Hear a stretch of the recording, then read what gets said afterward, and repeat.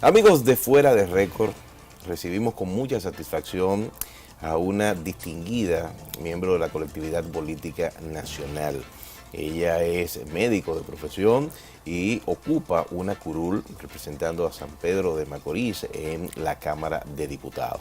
Me refiero a la doctora Inés Bryan, quien también es la presidenta de la Comisión de Seguridad Social del hemiciclo. Le doy la más cordial bienvenida. Doctora, ¿cómo se siente usted? Muchísimas gracias, muy bien, agradecida por la oportunidad que nos da de venir a compartir nuestra información en este espacio.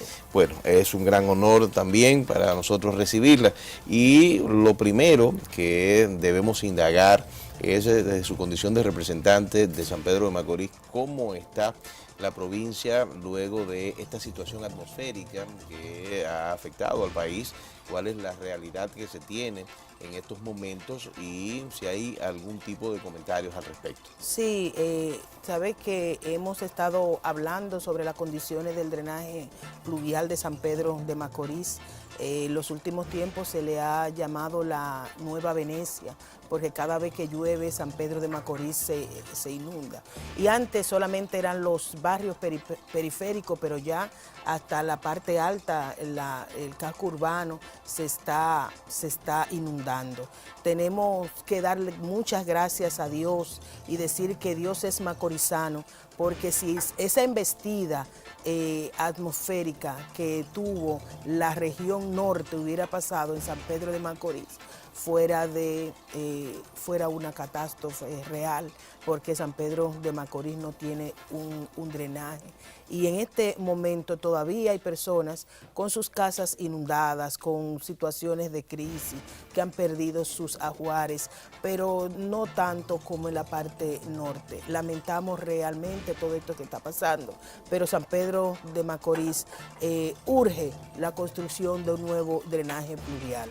En el hemiciclo tuvimos la oportunidad de introducir una iniciativa para que, haciéndole un llamado al señor presidente de la República para que instruya, sea a Obras Públicas o a la OISOE, que nos construya un drenaje pluvial. Las calles de San Pedro de Macorís, cada vez que llueve, anegadas de agua, el mercado totalmente inundado, que tenemos una situación de crisis con el mercado, porque al no tener drenaje y estar totalmente arrabalizado, un mercado que tiene tantos años de construido, tenemos un alto índice de enfermedades gastrointestinales por el hacinamiento, el lodo, los víveres en el suelo. Eso es terrible para nosotros. Doctora, pero cuando usted habla del drenaje pluvial, estamos hablando de competencias del Instituto Nacional Recursos Hidráulicos, estamos hablando de qué institución del Estado se le hace el llamado y por qué se ha llegado a ese nivel tan dramático. Bueno, lo dramático es por lo viejo de la construcción anterior y no ha tenido el mantenimiento necesario, y hace ya alrededor de 6 meses, 8 meses, el drenaje pluvial de San Pedro de Macorís colapsó. Nosotros tenemos una situación de crisis y por eso digo y repito que Dios es macorizano, porque si hubiéramos recibido las aguas que cayeron en el norte, la catástrofe hubiera sido peor. ¿Y qué dicen las autoridades? Ustedes me imagino que han tocado las puertas a los despachos correspondientes. ¿Qué dicen las autoridades cuando ustedes les plantean esta situación que me imagino es verificable? Bueno, que esperen. No ha habido una propuesta real, no hemos tenido la oportunidad de que el presidente visite San Pedro de Macorís y vea la situación real que estamos viviendo los macorizanos. Además, es responsabilidad de las autoridades, el representante del presidente en la provincia, llevar ese tipo de inquietudes como lo estamos haciendo nosotros, y no hemos tenido esa respuesta. Cuando hablamos de los mercados, entonces nos vamos a la realidad municipal. Estamos hablando de unas competencias de la alcaldía. ¿Qué ha pasado ahí? Total y absolutamente. Tenemos una alcaldía con 14 años en la posición, no ha tenido la respuesta para los macorizanos. Tenemos las calles destruidas, tenemos las aceras inservibles, no limpian los invernales, el mercado totalmente ha realizado. Y lo último en cuanto a la alcaldía es que no ha tomado la previsión, que el cementerio nuestro está lleno y ya no hay dónde enterrar nuestros muertos, y no ha habido una propuesta real para la solución de ese problema social. Bueno, usted está dibujando un cuadro bastante preocupante. Sumamente. Como profesional de la salud, ¿cómo está San Pedro de Macorís en términos de respuestas sanitarias? Lo que San Pedro de Macorís está viviendo es una crisis real en cuanto a la salud, igual que a nivel nacional. Las autoridades de salud intervinieron 56 hospitales, dentro de los cuales está el Hospital Dr. Antonio Musa. Pero eso es bueno. 4 años en reconstrucción, no hay un rayo X, las áreas de internamiento totalmente menguadas. Es un hospital de tercer nivel que debe dar servicio a las provincias del este, La Romana, Higüey, Atomayor, El Ceibo y San Pedro de Macorís inclusive. Doctora, pero usted me acaba de decir que fue intervenido, entonces ¿en qué consistió esa intervención? Intervención que se inició una reconstrucción, pero no ha tenido la continuidad necesaria, porque una reconstrucción de 4 años es algo extremo. En este momento tuvimos la oportunidad también de denunciar la situación y someter un proyecto de resolución donde se conoció para que fuera terminado y equipado el Hospital Dr. Antonio Musa. Tuvimos la oportunidad de que se conociera en la Comisión de Salud. Hubo un descenso de 12 diputados a la provincia para que constataran realmente qué estaba pasando. Tuvimos un visto favorable para esa resolución y nosotros entendemos... Una comisión mixta, ¿no? Una comisión de diputados. Sí, pero mixta, o sea, de diferentes partidos. De diferentes partidos. Porque la Comisión de Salud está constituida por diferentes representantes. Incluso el que preside la comisión es de la bancada oficialista, pero es algo que no se puede ocultar. Nuestra emergencia totalmente hacinada, llena de pacientes. Hay un lugar que se le dice el pasillo de la muerte y estamos en una situación totalmente caótica en el Hospital Dr. Antonio Musa. ¿Qué le dice la ministra de Salud? O me imagino que las puertas que ustedes han tocado para esa situación. Tuvimos la oportunidad de conversar con el señor Pagán, que es el representante de la OISOE, que ahora es que tiene la obra. Francisco Pagán. Sí, dice que fue cambiado el contratista porque no había cumplido y que entiende que en los próximos meses, entrado el año, la obra va a ser entregada. Es un hospital que debe tener 250 camas. En este momento no está funcionando ni 60 camas y estamos sumamente preocupados. Y hemos pedido de manera reiterada al señor presidente de la República que haga una intervención en San Pedro de Macorís, que haga una visita. Hemos visto que él ha estado visitando otras provincias en múltiples ocasiones. Sin embargo, San Pedro de Macorís, que está en el mapa provincial, no ha tenido la oportunidad de recibir al presidente con las soluciones que él lleva a la provincia. ¿A qué usted atribuye que no se haya dado esa respuesta a la solicitud? Entendemos que hay mucho descuido, entendemos que ha habido mucha negligencia con respecto a esa provincia. Los reclamos se han hecho, nosotros nos hemos convertido en el Montesino de San Pedro, hemos tenido un peregrinaje en todos los programas diciendo las cosas que están pasando en San Pedro, y en el hemiciclo hemos tomado nuestros turnos para hablar sobre la situación petro-macorizana. Doctora, pero cuando usted habla que se le ha solicitado a las autoridades gubernamentales una presencia, una visita del presidente Danilo Medina Sánchez, que se traslada a los diferentes lugares, y eso no se ha producido, ¿a qué usted atribuye que no se haya dado? Bueno, me preocupa que no se haya dado esa visita y entiendo que esa visita deberá producirse en los próximos días, porque sabemos que el presidente no es sordo, sabemos que el presidente no es ciego y el presidente está escuchando lo que está pasando en esa provincia del este. Y así como él ha ido y ha resuelto problemas en otras provincia, lo hará en San Pedro de Macorís. Y hemos estado pidiendo que ponga las partidas presupuestarias necesarias para resolver los problemas de San Pedro. Pero ya el presupuesto se aprobó. Bueno, el presupuesto fue aprobado en el Senado y no hay presupuesto para San Pedro de Macorís. El presupuesto del año anterior no se cumplió en su totalidad y eso es lo que hay para San Pedro. Y nosotros como legisladora de la provincia jamás puncharíamos para nosotros aprobar un presupuesto donde no hay nada para la población que nos eligió. Estamos totalmente en desacuerdo con ese manejo, pero por eso estamos pidiendo ese adendum, por eso estamos pidiendo la visita, porque sabemos que con este trabajo, estas denuncias y la colaboración del presidente de la República, vamos a tener respuesta. Finalmente, en ese tema, el Colegio Médico Dominicano no se ha expresado, no se ha manifestado, y le hago la observación porque en su momento usted fue secretaria del Colegio Médico Dominicano y me parece extraño que ante una situación tan fuerte, tan categórica como la que usted está describiendo, el colegio no se haya pronunciado. Bueno, en años anteriores tuve la oportunidad, el honor de ser secretaria general del Colegio Médico Dominicano. Y el Colegio Médico sí se ha pronunciado.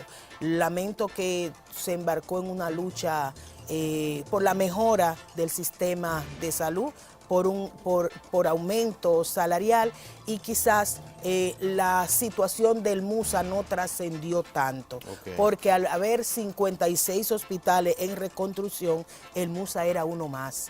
Pero nosotros como legisladora de esa provincia tenemos el compromiso real y lo estamos cumpliendo cada día de decir qué está pasando en nuestro hospital. Mire, doctora, permítame pasar a otro tema. Sí. Y evidentemente la Junta Central Electoral no deja de ser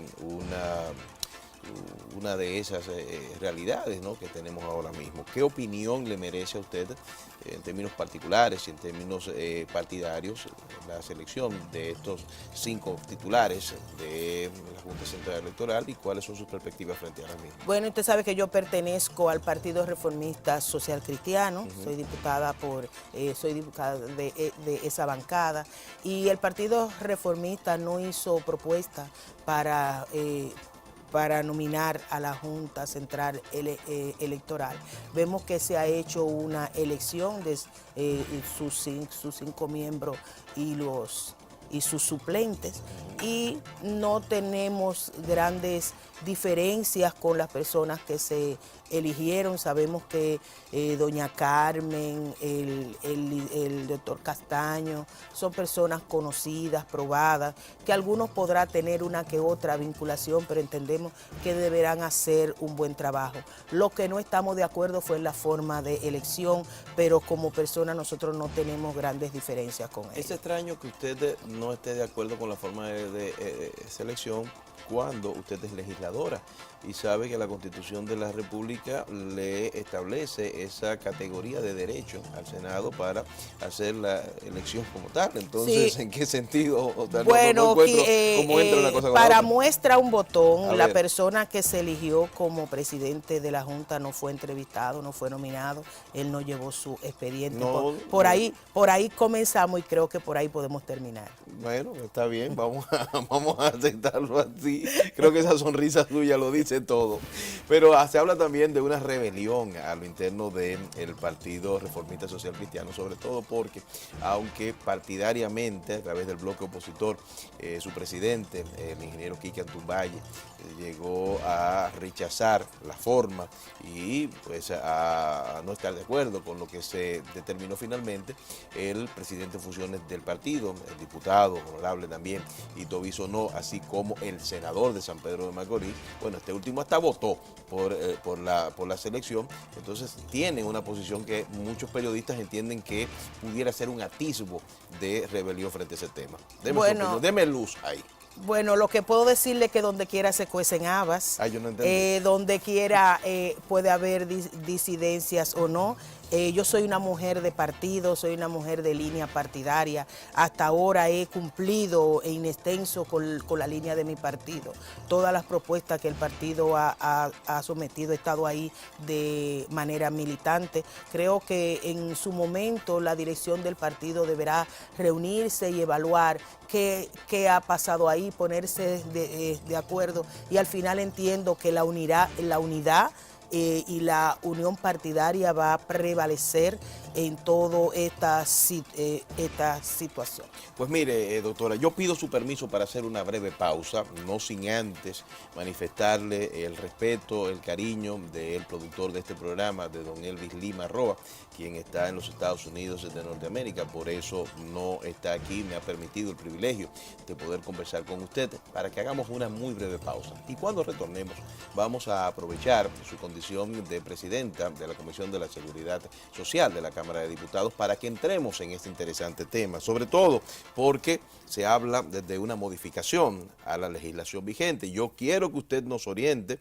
en tal sentido y cuál es su punto de vista, si se debe o no modificar esta ley de seguridad social y hasta qué punto se hace urgente, necesario y hasta justo sancionar a quienes no están cumpliendo con el pago a la misma. Hacemos una breve pausa. Fuera de récord, vuelve en un momentito.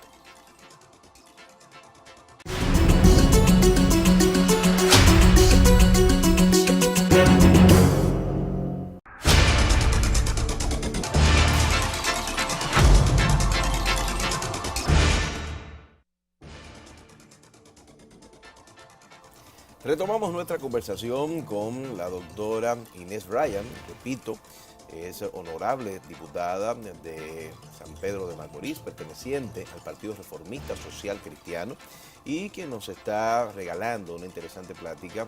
Entramos en el tema de la seguridad social.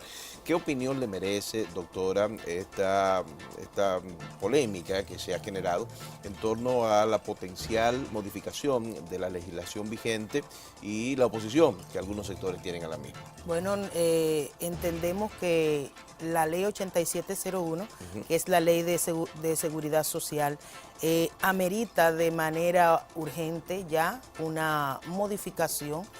Ya una ley que tiene 15 años, debió modificarse hace 10 años. Y siempre digo que la actual ley de seguridad social ni es segura ni es social. La ley tiene 3 regímenes, el régimen contributivo, el subsidiado contributivo y el subsidiado. El segundo régimen, el subsidiado contributivo, no ha podido entrar en ejecución. Son más de 4 millones de dominicanos que no han podido accesar a la seguridad social, entonces no es segura. Entonces, y una ley que inició por la parte de pensiones, en la parte de recaudación, en vez de iniciar por la parte de salud, de prestación de servicios, no es verdad que ha sido verdaderamente social. Esos fondos de pensiones que todavía no se ha podido pensionar realmente a las personas que están cotizando en esos fondos, ya tienen 430 mil millones ahí frisados, y nosotros entendemos que la ley necesita modificación por múltiples factores, comenzando por la parte de prestación de servicios, tenemos la parte de las pensiones, y tenemos un artículo que es de vital importancia. Cuando usted se pensiona es cuando más usted necesita el servicio de salud, sí, y no lo están recibiendo. Tan pronto usted se pensiona, usted pierde el servicio de salud. Después de usted darle al país y al sistema 30 años de servicio, usted al llegar a los 60 años, no es posible que usted pierda la cobertura de salud.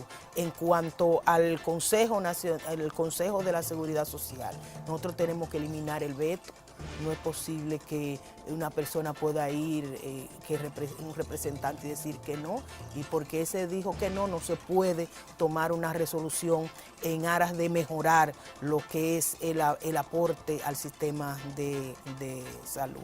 Nosotros tenemos que verificar también las ganancias que están recibiendo las administradoras de fondos de pensiones, revisarlo de una manera total y definitiva para disminuir lo que son las ganancias complementarias que están teniendo, que son jugosas y amplias, en detrimento de lo que es el trabajador y de su fondo realmente que él ha amasado en 30 años de servicio. Y ahí no habría una debilidad en la supervisión, porque están los organismos que están llamados a hacer esos niveles administrativamente hablando de supervisión, de valoración, en este caso digamos que de corrección de ciertas cosas. Lo que pasa es que para corregir necesitamos una verdadera modificación integral de la ley.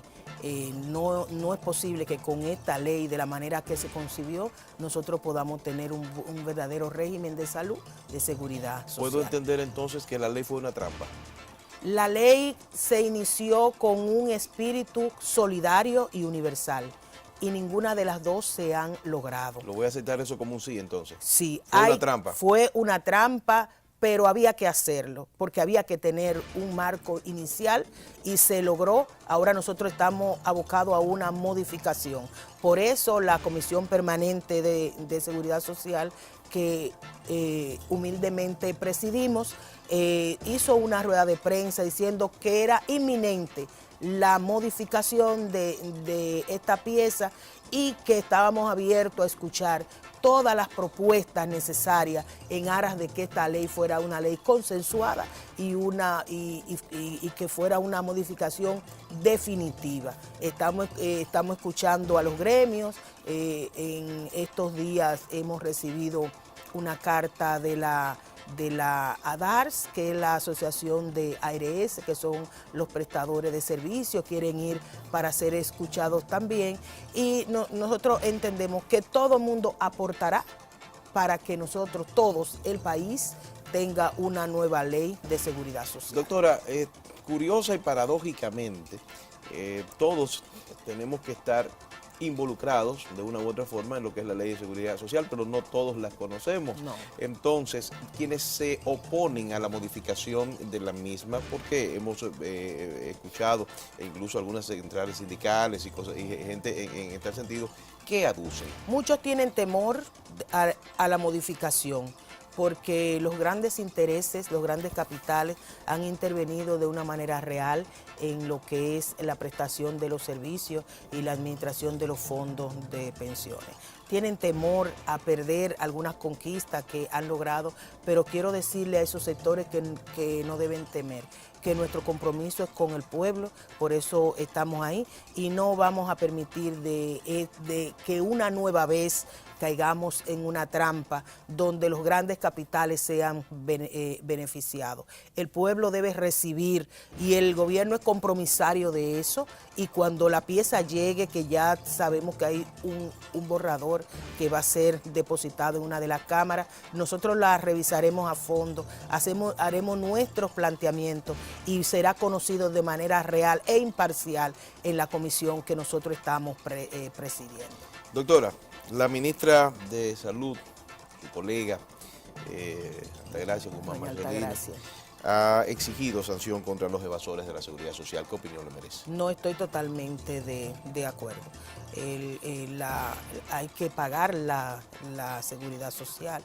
Sabemos que es una ley que necesita financiamiento y el pago de esas empresas que no lo están haciendo, aún sean del Estado, exactamente, aún sean del Estado, debe 2.000 están... millones. ¿Quién? INESPRE. Bueno. Ahí está, eso lo en INESPRE no hay ni víveres. Pero hay 39 sus directores. Sus directores, cosas de este país. Porque solamente en un país donde nosotros no tenemos la verdadera supervisión pueden suceder cosas como esa, comentarla a la prensa, saberlo y no haber una intervención real a una institución. Pero no quiero desviarme del tema nuestro, que es de la seguridad social. Esas empresas deben ser sancionadas, esas empresas deben ser intervenidas y combinadas a pagar ese dinero con sus moras para que eso pueda ir a fortalecer lo que es la cartera de servicios de la seguridad social. En caso de que no puedan, entonces usted favorece que haya una sanción. Definitivamente.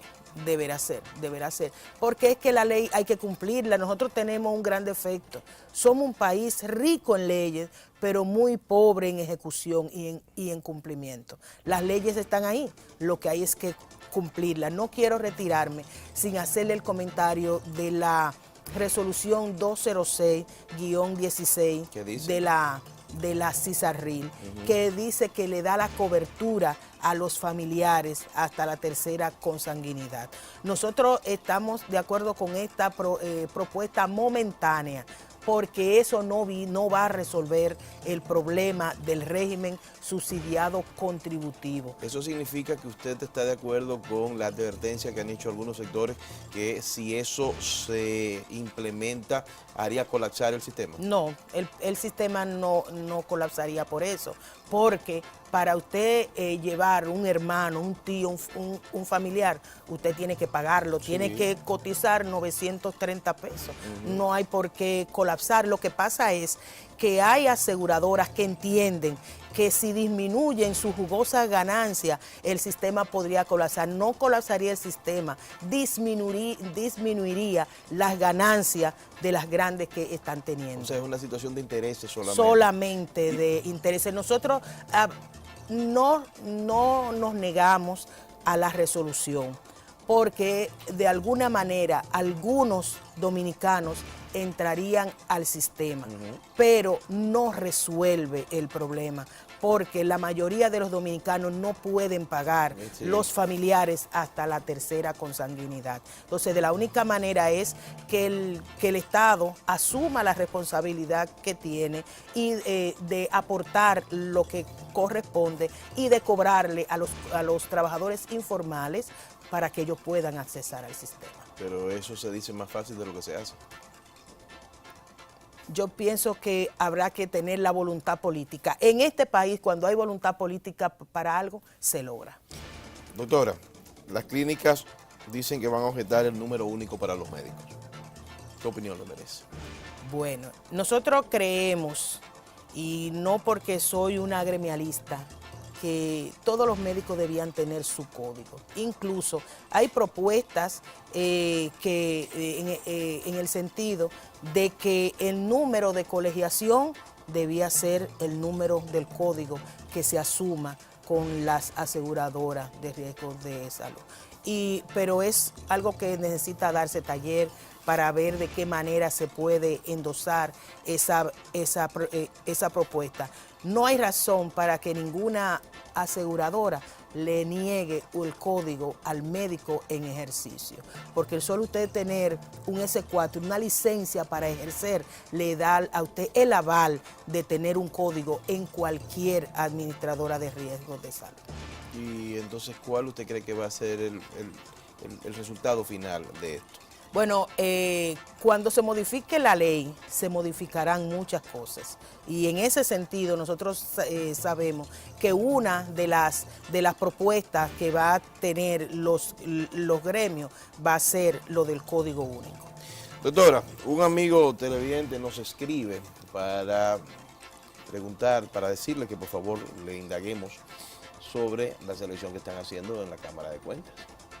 ¿Siente usted de que los diputados, las diputadas, la comisión que está valorando 259 presentados, va a hacer un trabajo conforme a lo que están las expectativas, o que las garras políticas van a entrar y hacer su trabajo? Bueno, en un país político como el nuestro es difícil que las garras políticas no lleguen a los estamentos, como siempre ha sido. Nosotros tenemos una comisión, en el día de ayer, antes de ayer iniciaron las vistas públicas. ¿30 entrevistaron? Sí, entrevistaron 30 aspirantes, habían 14 diputados haciendo ese trabajo. Ya el presidente de esa comisión habló de que habían personas que ya habían sido separadas de los aspirantes porque tenían situaciones con la justicia y con narcotráfico y fueron separados, que los que están ahí van a ser evaluados. Ellos tienen el compromiso a más tardar en 2 semanas tener 5 ternas para ser enviadas, ser conocidas y nosotros esperamos que sea la mejor selección. Esperamos en Dios que sea así. Pero ¿hasta qué punto no estamos jugando al engañabobos que siempre ha pasado, que someten un grupo de personas al escrutinio y luego al final sacan de la manga a 3 o 4 gente que esos son, faltándole el respeto a los que ni se entrevistaron ni depositaron? Esperemos que esta vez no sea así, porque este país no puede vivir en ese juego político que nos han acostumbrado. Esperamos que los tentáculos no lleguen ahí y las personas que aspiraron y tienen las condiciones son las que deben tener la oportunidad de ser elegidos. ¿No favorece usted que sean dejados en sus puestos algunos de los actuales? Ojalá y no. O algunas de los actuales. Ojalá y no. Ojalá y no. No. Los cambios son favorables, siempre. Mira, lo está diciendo una reformista que se supone que debe ser reeleccionista por antonomasia. Los cambios son favorables. Ahora no negamos nuestra condición porque nuestro líder, el doctor Joaquín Balaguer, se religió varias veces, pero el pueblo lo quería y la obra de Balaguer está ahí, no ha podido compararse con ninguna otra. Fue un visionario. Y si me pongo a hablar de Balaguer, no terminamos. Bueno, pues vamos a hacer una pausa para que entonces sí podamos terminar y retomemos el tema de San Pedro de Macorís, porque déjeme decirle algo. Pregunta actual, ¿de qué vive San Pedro? O sea, ¿cuáles son las fuentes de producción? ¿Qué capacidad de explotación y de optimización tiene esa provincia que en su momento fue señalada como la capital nacional por el tema de los peloteros, esa serie 23 que todavía retumba en el recuerdo de muchos dominicanos y dominicanas? Estamos conversando con la doctora Inés Ryan, quien es honorable diputada de San Pedro de Macorís, perteneciente al Partido Reformista Social Cristiano. Hacemos una breve pausa, volvemos en un momentito.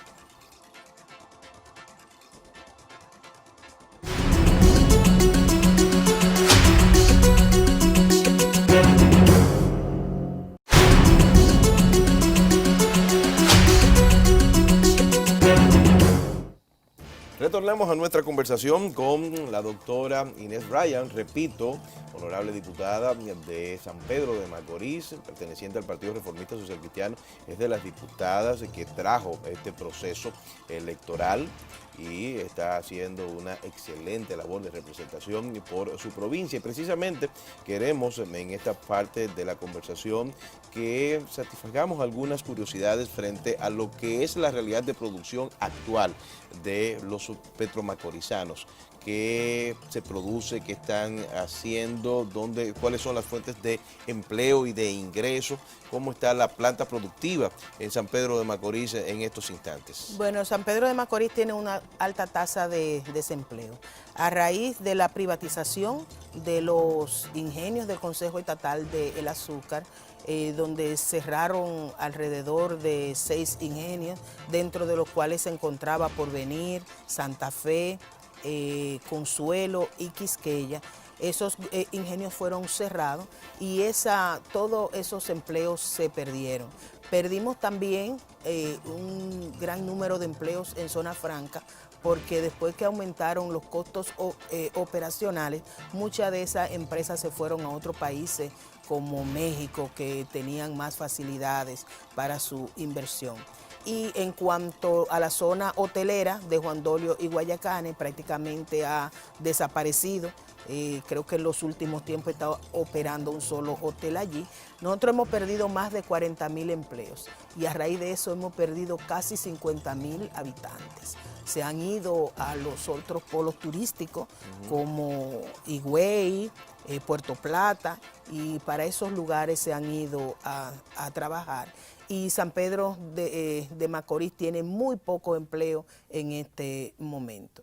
Nosotros lamentamos profundamente que no se haya podido capitalizar el hecho de grandes inversiones como se tienen en otras provincias, y por eso durante nuestro proceso de campaña hicimos una propuesta que fue muy atractiva para los petromacorizanos.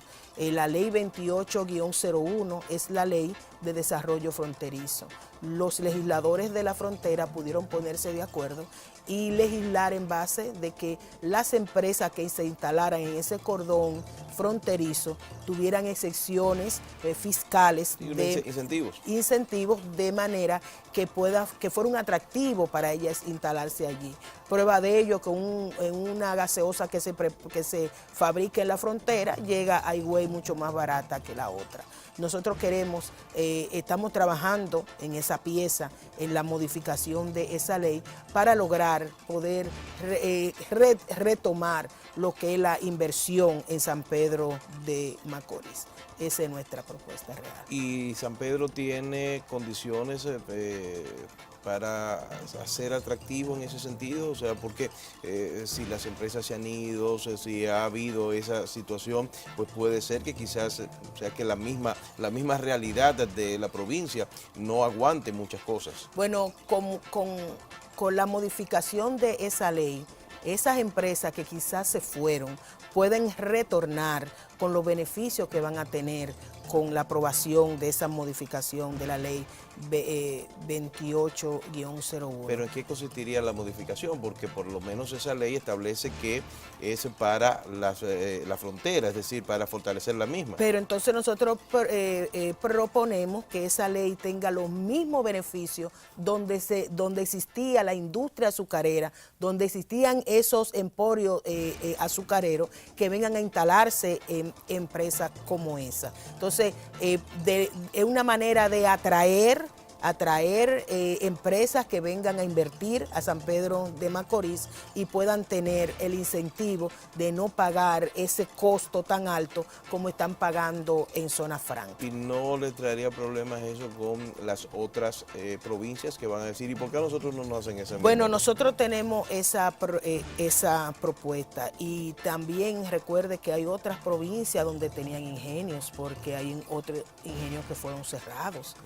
Tenemos ahí el Río Jaina, tenemos también Barahona. Nosotros podríamos buscar el consenso de los legisladores de esa provincia y lograr el apoyo de esa pieza. Nosotros estamos trabajando en eso, estamos sumamente optimistas en lograr ese apoyo. Bueno, mira, luce interesante, realmente luce interesante, porque cuando usted me habla de esos niveles de desempleo y esas situaciones que realmente son preocupantes, me lleva a hacerle una pregunta: ¿cómo está el índice de delincuencia y cómo está la seguridad ciudadana en San Pedro de Macorís? Bueno, muy alta la delincuencia.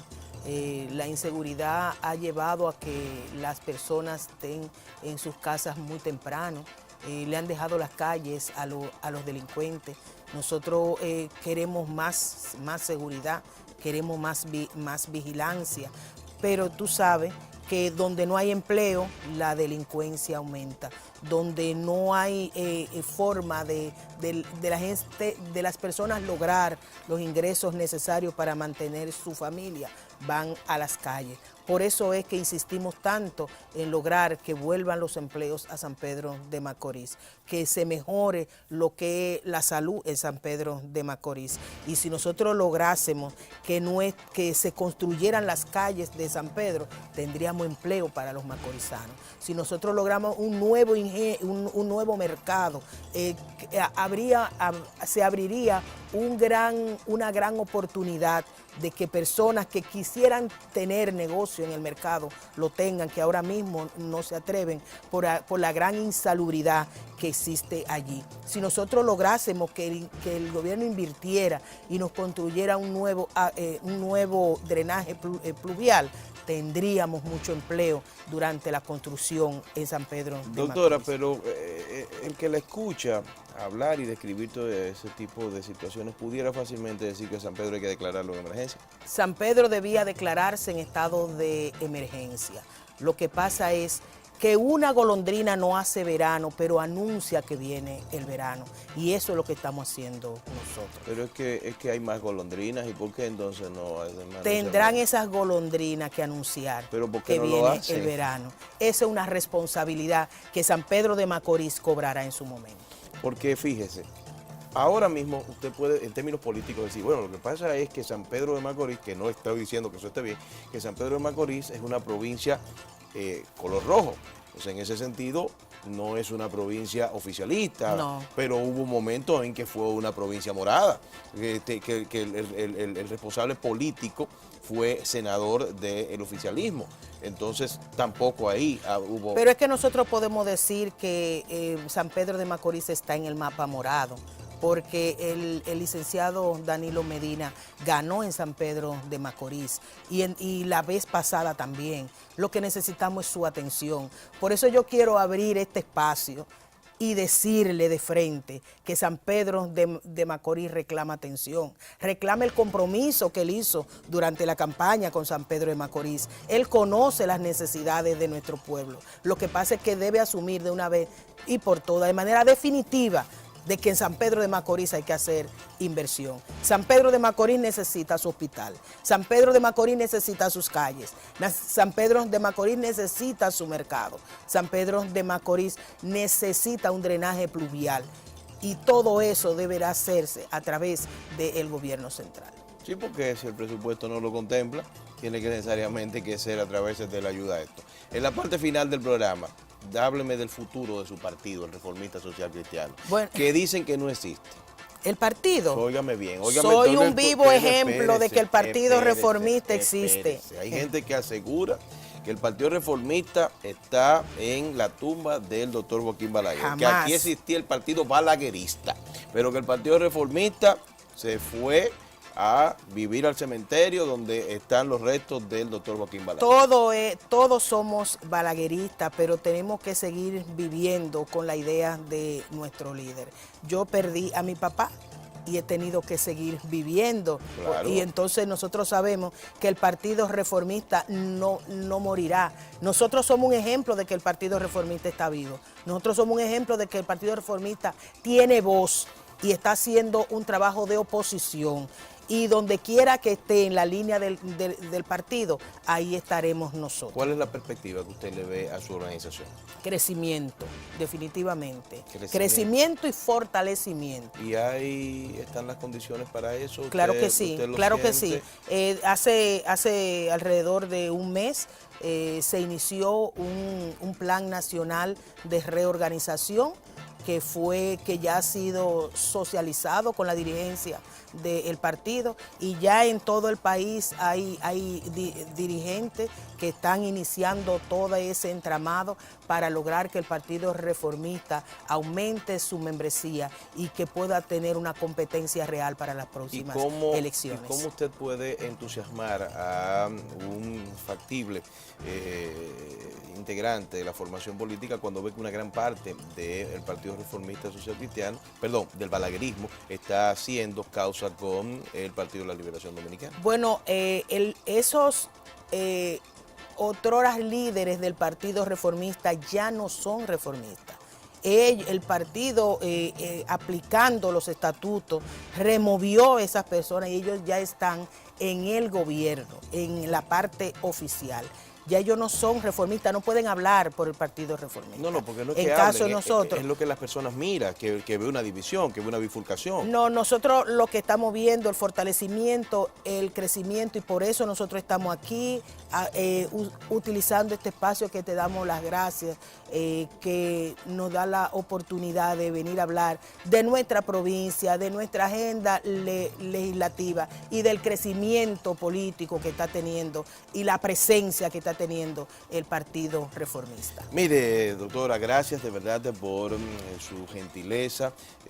No sé si hay algunos de los puntos de su agenda legislativa que usted quisiera decirle brevemente al país, cuáles son los temas de preocupación que digamos, usted te tiene en carpeta para presentarlo, ya sea mediante proyecto de ley, mediante solicitud de resolución, etcétera, etcétera. Si es así, pues nos lo dice rápidamente. Bueno, nosotros tenemos 3 proyectos de resolución en estos 3 meses que tenemos en el hemiciclo, en nuestra gestión. El primero fue declarar de urgencia la terminación y equipamiento del Hospital Dr. Antonio Musa.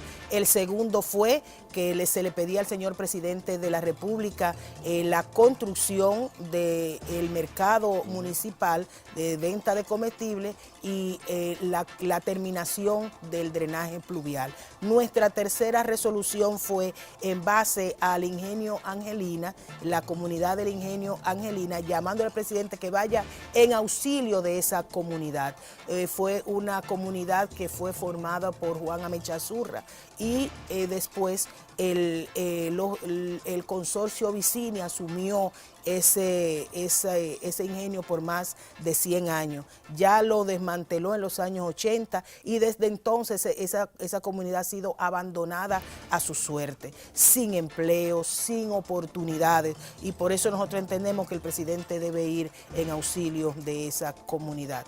Nosotros estamos abiertos en la Comisión de Seguridad Social a todas las personas que quieran aportar, todas las instituciones, todos los grupos sociales que entienden que la ley de seguridad social debe ser modificada, y nosotros vamos a trabajar en ese sentido. Y no quiero retirarme sin mirar a los ojos al presidente de la República y decirle que San Pedro de Macorís necesita atención, que San Pedro de Macorís necesita que hagan un compromiso real en aporte y en verdad. No, San Pedro de Macorís no puede vivir ya sin empleo, sin calle, sin cementerio, sin mercado, sin un hospital y sin drenaje. San Pedro de Macorís está en el mapa de la República Dominicana y merece igual atención que la demás provincias. Agradezco su gentileza, doctora, la hago portadora de un saludo a su laboriosa comunidad, y demás está decirle que interpreto el sentir del productor de este programa, el licenciado Elvis Lima Roa, en que cualquier cosa que usted entienda que podamos servirle y ser vehículo de solución, tiene en este programa una herramienta. ¿Cómo la ha pasado usted aquí? Muy bien. Qué muy bueno. bien. Qué bueno. Muchísimas gracias. Hasta aquí mi trabajo de este día, sustituyendo al insustituible don Elvis Lima Roa. Yo soy César Duvernay, gracias por la gentileza de su sintonía. Sigan con la programación de Teleradio América y nos vemos ya con el anfitrión de este espacio la próxima semana.